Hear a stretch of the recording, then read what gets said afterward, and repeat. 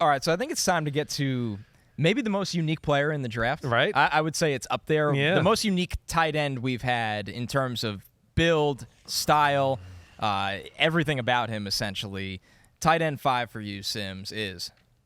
The biggest damn dude you'll ever see at tight end, or at least he looks like that on film. And I interviewed him at the Combine. Imagine what I look like next to him. Yeah. Darnell Washington from Georgia.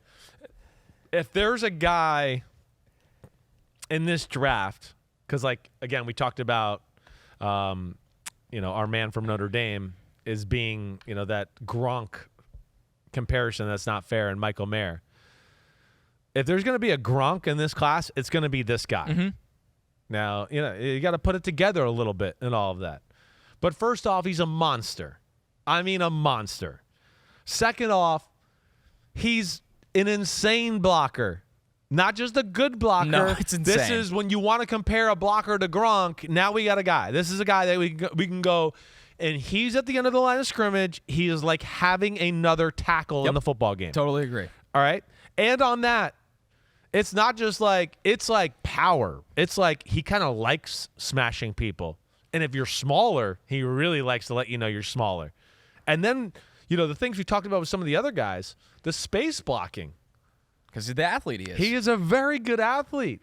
They run a ton of screens and stuff where he's out on the edge, and you go, damn, look at this guy adjust to this little guy, and he gets his body on him, and the guy never makes the tackle. So, you go from there right off the bat, and you go, that is elite. His run blocking is off the charts good, and he could be a guy that could literally in the first year of the NFL, we can go, he's the best blocking tight end in the league right now. So that's where it starts. And then you get into the athlete like you're talking about, and you go, whoa, this guy's got better feet than I thought here. Whoa, he can really run. Straight line is blazing. Yeah. And, the route running's not perfect and can be sloppy and lumbering a little bit, but it's not that bad. I don't look at it and go, oh, man, this guy's never got a chance. No, between the way he runs and does some of that stuff, I go, he's gonna be fine. He is. He just was in an offense that doesn't know how to utilize him. You don't get to see a ton of routes or things like that. And I will say I wonder about him getting too big. I'll say that's honestly a negative. Yeah. I mean, he looks like the type of guy that has like one bad offseason and he can be 285. He's your new right tackle. He's never going to separate from anybody. But yeah, this guy's got an incredibly high ceiling, and I don't think the floor is that low. I completely agree. Because the blocking. The blocking, exactly right. So, yeah, I had to put him in the top 5. It's a great class, and there's some things that we can certainly dissect here. But those measurables, that size, I think is going to translate to the NFL in a big way. How about this one for you, Chris? Faster Mercedes Lewis. Agreed. Yeah, definitely. That's what I saw. Yeah. And so when I got to talk to him, I'd already had that in my head as a comp I was trying to land on. He brought up Mercedes Lewis right away, and I was like, oh, this is a guy that knows who he is. Yes. Obsessed with blocking. Right. I mean, sure, he probably, and you see the mock draftable measurables here. That's when the circle's that big. This is an alien. I mean, this is an alien. 4'6" at 264 and 6'6.5". I mean, he did everything besides the cone. A lot of guys don't do agilities at the combine anymore. You see the arm length. This 90th percentile galore. The wingspan. I kind of want to get into 408 20-yard shuttle. It's just absurd. That tells you that he can change direction like that, right? That's where I know you don't get to see a ton of route running, but this is where you go, I piece things together and go, whoa, when he got the ball in his hands, he can stick his foot in the ground and make people miss all the time. Like, he makes people miss, which is like and you shocking. have to go low on him. And you have to go low on him. And he did hurdle someone this year. Oh, yeah. I think I saw a few hurdles on film, actually. He knows that guys have to go low on him, and he's an athlete that could jump through the roof and jump over them. Now, one of the things I'll say, too, that I worry about is that there's a lot of land area to hit. Oh, yeah, big strikes. I don't know. In the middle of the year, I was watching, what was it, the Missouri game, the Auburn game? He definitely looked like he was lumbering on his right leg a little bit. Yeah. Those are things I do. Like, hey, with Gronk, like you saw, when you're that big and that long, there's just a lot to hit. There's a reason Gronk has got 75 plates in his body everywhere and 70,000 scars, because it's knees, it's ankles, it's shoulders. There's a lot of things for people to chop at there. But damn, And it's that second hit that comes in. Like when he's wrapped but still running, then the second defender comes and hits you low, or the third defender comes and hits you. Someone's hanging on you. That's kind of the exactly right. issue. So we had a really good question. Another one from JScan11 who said, "Is Darnell Washington one of those prospects where college production doesn't tell the whole story? He played next to fellow tight end Brock Bowers for multiple seasons, and Georgia is mostly centered around defense and the run. Do you see him being a dominant starter in the NFL?" I do. Yeah, I me do. too. And I definitely think, college football hurt them. I mean, they're awesome. They got lots of people to give the ball to, and they got a quarterback he's not a tight end throwing quarterback. No. You know, Stetson Bennett, one of my issues with him is, he misses the mark on wide open people too much, let alone is he going to throw balls to a covered tight end like this guy should get at times? Or you go, ooh, he's got him by a foot. There was a lot of plays where I looked at it and I was like, man, if I was the quarterback, I'd have ripped it in there to him right here.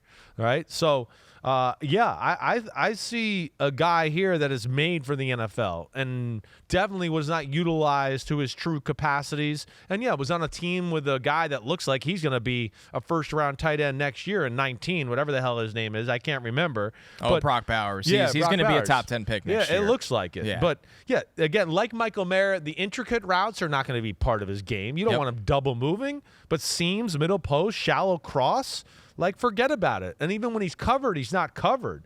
So that's the thing you love. And then, the 50-50 and the adjusting to the back shoulders, I mean, he does it seamlessly. And like Very you talk natural. about with Mayer, like we talked about that, he don't give a shit about people around him either. No. Like Kincaid. Kincaid's the same way.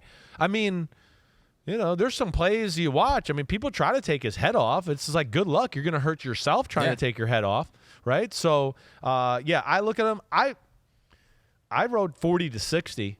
I think he goes somewhere in 40 to 60 range. I wouldn't be shocked if it's even before earlier. that. I wouldn't be shocked either. I wouldn't be shocked. I wouldn't be shocked. Just because we talk about the floor with someone like that, and I'm just obsessed with how he can transition to being a red zone player at the NFL level. Like in Georgia, didn't use him a ton as a receiver. When you get in those packages where you can move him on or off the line of scrimmage, right, but you can also run behind him. Yeah, right. Or imagine running that McDaniel tight end sneak with him. Gosh, yeah, right. Like, good luck. Good luck. Yeah. There's just so much you could do with him in the red zone. And in between the 20s, I mean, he's your best blocker that's not a lineman. And he'll block better than some linemen because of the way he moves. Agreed. It's insane. It is insane. It's a unique weapon. You need to make sure your offense is equipped to utilize that, maximize that play. Right. Like you don't just throw him in any offense and say like, oh, he's the best tight end in football. It's like no, you need to maximize. No, he's old school. You got to know how to old school with a new school flair to him, right? That's where I do. I look at guys like Sean Payton, and I'd go, ooh, that would be that kind of guy. Obsessed with the blocking tight end. Right. And Jimmy Graham was a huge human being. Obviously a little bit better athlete than this Darnell Washington, but there's a belief there. Again, I think people in the for my world, the Parcells, the Belichick, Sean Payton, of course, is a part of that tree there. They're going to like a guy like this. Yeah, because the versatility is just everything they love. Exactly they probably like to keep him on the field as much as you can rather than have to sub off for every different situation. We had one team-centric question from Ant. Yeah. Is Darnell Washington the closest thing to Gronk that we'll see, and will he make it to my Raiders at 38? I think he's the perfect fit in our offense. That will be heavy run with Josh Jacobs and maybe solve our decade-long red zone issues. Yeah, I mean, I would say yes and yes. You brought up Patriots. Right. I mean, the coach of the Raiders. That's what I mean. Like, right. We've seen this before. I would think the Raiders are going to be looking for a tight end. They're not desperate to get one in the first round, but it's a value to their offense. And it's, again, it's the Belichick, the Parcells, the school of coaching there where they know how to use them. They know how to call and design plays to use the tight end too. What was the beauty of McDaniels with Gronk in New England? He screwed you over. He high-loaded you with Edelman and Gronk, and you could have to make a decision. Wait, do we want to back up and stop Gronk going down the middle, or do we want to get up and stop Edelman over the middle, shorter underneath? So he'll know how to play these guys off of it, let alone we know he wants to run the ball and all that too. And yes, I am like, if there's going to be a Gronk in this class, this is going to be it. It's not perfect. And, he is a little bit of a lumberer and all of that. But, man, I like more than the questions I have. That's for sure. In fact, like as I'm sitting here talking about him in some ways, I'm starting to go, man, maybe I should have put him higher. You know, Yeah. He's it's intriguing. one of those. He's extremely intriguing. He's a true traits guy, as you like to say. Traits galore. Yes, yes. he is. Traits I had galore. him in tier 1 as tight end 2. I'm just banking on all of that hitting. All of that I hitting. hear you. And I think there is a key perspective that one of the listeners said, like, Brock Bowers is the best tight end in the country, and this guy had to play in the same offense with him and still did enough on tape to be looked at as a top 40 selection. Right. Yeah, That's, we that all speaks- have to get all over that Right. aspect. There can be two awesome NFL players on the same college team. Look at the Texas running backs, and when I was listening to you having Roshan. Right. Like when you watch in a vacuum their reps, it's right there. Yeah, like it's you go, I top don't know. 60 I player. don't care what team you're pulling the other running back. He don't look like this guy. And when you just watch them it's not together. his fault. Exactly. Like when they commit to the school, they're not like, It's right. you know. It's not Justin Jefferson's fault. He was on the same team as Jamar Chase. Right. That's another great one. You know, it's the way it works. So yeah, it's college football. Hey, when I was at Texas, we had 2 first-round D tackles and more than 2 first-round corners, and it's the way it works at some of these schools. So yeah, don't let that be a negative as far as oh gosh, he was the backup tight end. Well, the guy in front of him is the real deal. For Darnell, I feel like the ceiling starts at 15 with the Packers. Yeah. And then probably goes right around to the area, the Raiders at 38. I would think that's you might be kind right. of the point. You might with him. be right. It's just hard to replicate that player. I think that's what it comes down to. Yeah. Is where else are we going to get this kind of guy? And a team in that 15 to 38 window will be like, okay, we're okay with this. I know. I'm going to be interested to see where he goes. Yeah, I got him a little lower than that, but I don't think you're crazy to have those thoughts. And as we know, and we talk about all the time, the first round is a traits round, to where you take.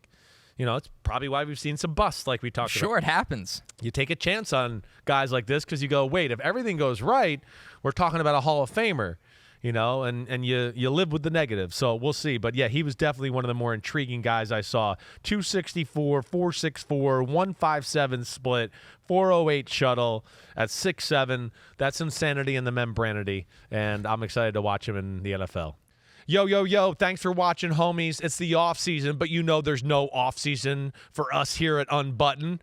Me, Ahmed Fareed, we're going to hit all the stories. So hit subscribe for us, okay? We got a ton coming up. My draft prospect rankings, my Simms top 40 quarterback countdown, and videos of me and NFL QBs playing catch and talking about their development and mechanics. Again, thanks for watching. Remember to subscribe. Peace out, homies. See you soon.